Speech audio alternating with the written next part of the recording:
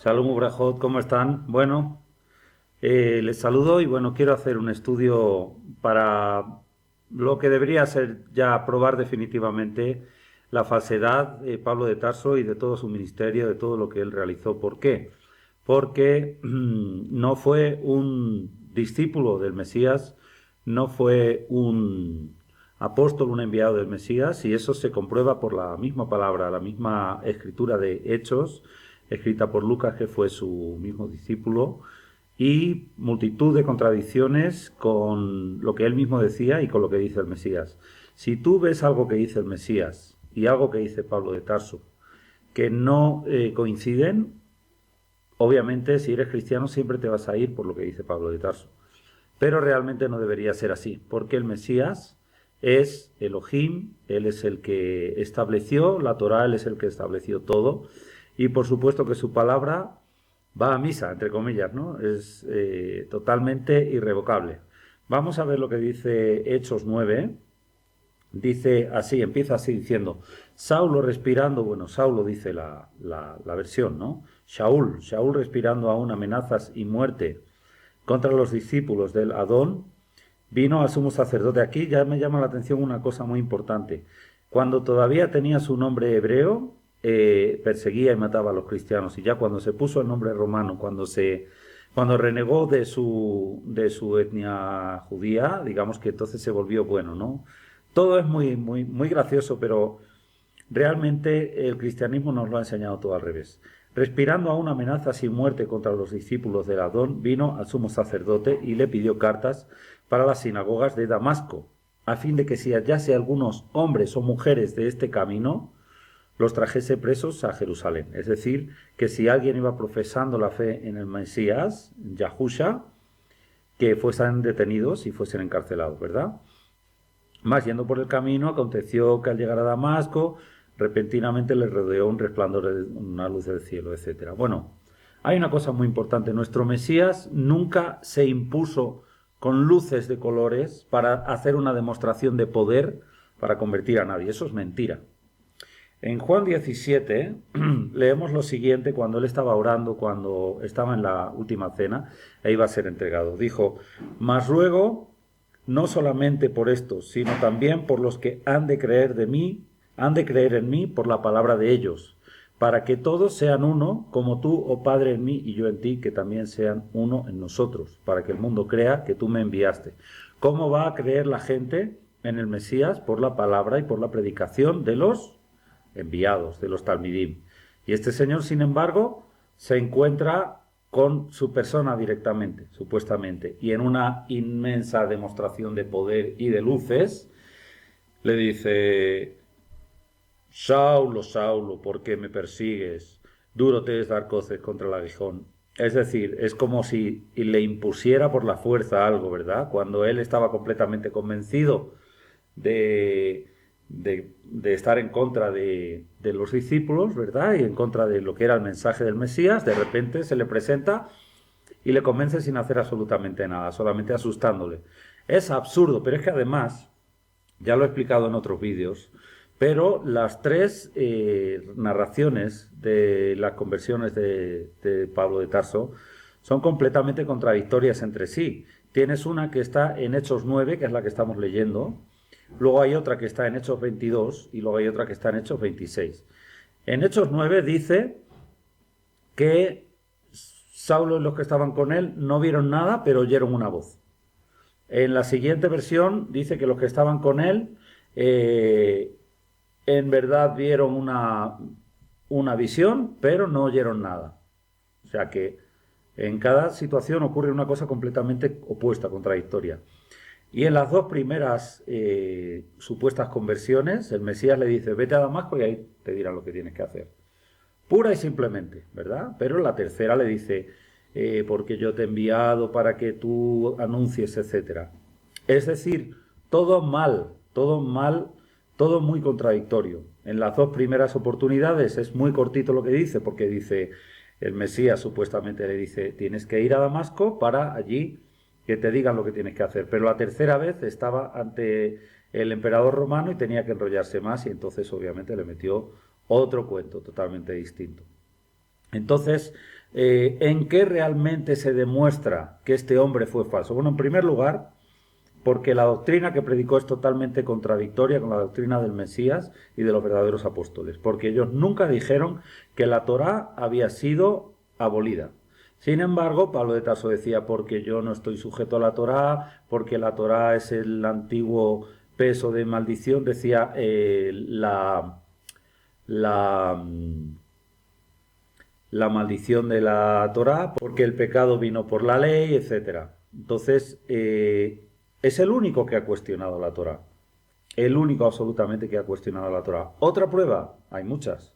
Otra prueba es la correlación entre Hechos 1, donde dice ya a los 11 discípulos, como había muerto Judas, se le añadió Matías, que fue el número 12, y en Hechos 21:14 dice que los 12 cimientos son los 12 apóstoles del Cordero, es decir, que son 12. Entonces, cuando este señor dice yo soy apóstol, está mintiendo, porque eran 12. Este señor hubiera sido el número 13 y entonces hubiera habido 13 cimientos en la Nueva Jerusalén. Sin embargo, hubo 12, porque el Mesías reunió a 12 y convocó a 12. Y uno de ellos murió y los apóstoles, con la guía del Ruach HaKodesh, escogieron a un número 12, otra vez, que fue Matías. Pero otra prueba, que es la que entresaco ahora, porque todo lo anterior ya lo habíamos visto en otros vídeos, esta nueva prueba es algo que debería ser también muy contundente, aunque sé que a los cristianos ni les va a hacer cosquillas, pero realmente debería hacerte pensar. Fíjate bien, dice, Saúl, respirando aún amenazas y muerte contra los discípulos del Adón, vino a sumo sacerdote y le pidió cartas para las sinagogas de Damasco a fin de que encarcelara a hombres y mujeres que estuvieran en este camino, que estuvieran predicando y que estuvieran profesando la fe en el Masías. Ahora vamos a ver. Está respirando amenazas y muerte. Él presidió la muerte de Esteban, así como la de muchos seguidores verdaderos del Mesías, ¿no? Ahora mi pregunta es la siguiente. ¿Cuándo pide perdón públicamente este sujeto? ¿Cuándo pide perdón por los crímenes que había hecho? ¿Cuándo llega a la comunidad de los creyentes, de los Talmidim, de Mashiach, no de los cristianos, porque los cristianos aparecieron en el siglo IV con el rey Constantino, sino a la comunidad de los creyentes? ¿Cuándo llegó a pedir perdón? Nunca. Nunca pidió perdón. ¿Y sabes el mensaje que eso te traslada a tu mente? El mensaje que eso te traslada a tu mente es el siguiente. Tus pecados no importan, porque Dios te va a perdonar. Ese es el mensaje de Pablo de Tarso, que durante 2000 años ha engañado y ha condenado a millones de cristianos porque han tenido una doctrina falsa, porque tenemos un creador que es bien exigente y que es bien demandante de la obediencia a lo que él manda. Eso no significa que no tenga amor y que no tenga misericordia, que la tiene, por supuesto, porque si él no tuviera misericordia seguramente ninguno sería salvo. Pero desde luego, sin obediencia a sus mandamientos no existe ningún tipo de misericordia de su parte. Por eso la doctrina de la gracia es una gran mentira, porque es la doctrina de que la salvación es algo gratuita y que no se puede hacer ningún mérito para conseguirla. Entonces todo el mundo se salvaría. Si tú no tienes que hacer méritos para conseguir la salvación, porque es una cosa que te viene regalado del cielo, entonces ¿qué te diferencia a ti del que se condena? Porque está claro que dicen muchos serán los llamados y pocos los escogidos. Entonces no todo el mundo va a ser salvo. ¿De qué estamos hablando entonces? Estamos hablando de una doctrina mentirosa de Pablo de Tarso, que era un falso apóstol que se metió con calzador, el Sanedrín lo metió con calzador, y por supuesto la Iglesia Católica se ha servido muchísimo de su doctrina para engañar y para confundir y para esclavizar a la gente, y este señor es la gran mentira, es la gran serpiente que tú tienes metida en tus escrituras, en tu Biblia. La Torá es eterna. El Mesías lo dijo en Mateo 5, 17 al 20. Dijo, no creáis que he venido a abolir la Torá, sino he venido a cumplirla, porque ni el cielo ni la tierra pasarán hasta que se cumpla toda la palabra, toda mi palabra, porque mi palabra se ha de cumplir. Lo que yo mando se tiene que ser realizado. Por eso él mandó, puso sus mandamientos sabiendo que habrían personas que los iban a cumplir. Sabía que había personas que iban a ser justas. Pablo de Tarso dijo que no hay justo ni uno solo. Pero Masías dijo que nosotros teníamos que ser perfectos como nuestro Padre Celestial es perfecto. Cuando yo a mi hijito pequeño le mando una cosa que él puede hacer. Porque si yo le mando algo que es imposible que él realice, Entonces yo soy un mal padre y soy una mala persona, le estoy mandando algo absurdo. Pero cuando el Mesías nos dice a nosotros ser perfectos como vuestro Padre Celestial es perfecto, significa que los mandamientos se pueden cumplir. Y como dijo Juan, el amor es que guardemos sus mandamientos y sus mandamientos no son agobiantes, no son pesados. Por lo tanto, quita de tu vida el gran engaño y la gran mentira de Pablo de Tarso, con su doctrina enrevesada, con sus 13 cartas inmundas, llenas de contradicciones, llenas de palabrería, llenas de presunción, llenas de mucha vanidad y muchas cosas absurdas, y agárrate del amor de tu Creador. La Torá es como las leyes físicas, no se pueden revocar, las leyes físicas no han cambiado. Siempre ha existido una masa, siempre ha existido una aceleración, siempre ha existido una serie de leyes físicas que se tienen que cumplir sí o sí, porque son irrompibles, son indestructibles, y la Torá pasa igual. O sea, el Shabbat, por ejemplo, muchos pastores cristianos y muchos cristianos dicen, es que el Shabbat es de la ley, ya ha pasado la ley. Y sin embargo, el Shabbat fue cumplido, aparece en Éxodo claramente, como incluso antes de promulgarse la Torá y antes de que se le entregara a Moshe las tablas de la ley, de la Torá, el pueblo hebreo estaba guardando el Shabbat.